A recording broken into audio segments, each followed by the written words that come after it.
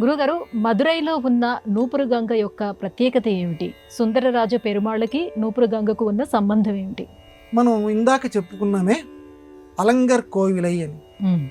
అలంగర్ కోవిలైలోనే సుబ్రహ్మణ్య స్వామి వారితో పాటుగా సుందర్రాజన్ అనేటువంటి పేరుతోటి అఖిలాండకోటి బ్రహ్మాండ నాయకుడు విష్ణుమూర్తి కూడా అక్కడ కొలువై ఉంటారు.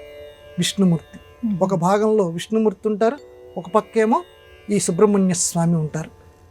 ఇక్కడ అలంగర్ కోయిలలో ఈ విష్ణుమూర్తి చాలా మహిమోపేతమైనటువంటి వాడు.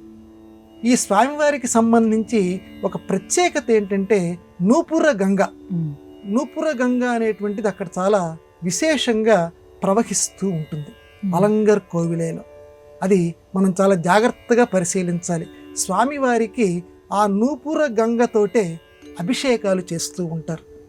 చాలామంది పరిశోధన చేశారు, ఈ నూపుర గంగ ఎక్కడి నుంచి వస్తుంది, ఎక్కడి నుంచి వచ్చి స్వామివారి యొక్క నూపురాల దగ్గర ఎలా ప్రవహిస్తుంది, దీనికి మొదలు ఎక్కడుంది, అసలు ఈ నూపుర గంగ ఎక్కడి నుంచి ప్రారంభమైందని పరిశోధన చేశారు. కానీ అది తెలుసుకోవటం ఎవరి వల్ల కాలేదు.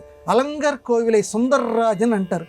సుందర్రాజన్ అంటే చాలా అమోఘమైనటువంటి సౌందర్యంతో ఒప్పేటువంటి ఒక రాజకుమారుడు. రాజకుమారుడు అనేటువంటి పదంలోనే మారుడు అనేటువంటి పదం ఉంది. మారుడు అంటే మన్మధుడు అని అర్థం. మన్మధుడు అందగాళ్లలోకెల్లా చాలా అందగాడు. కానీ నీ బాబునరా నేను అని తెలుగులో ఒక మాట సరదాగా అంటుంటారు.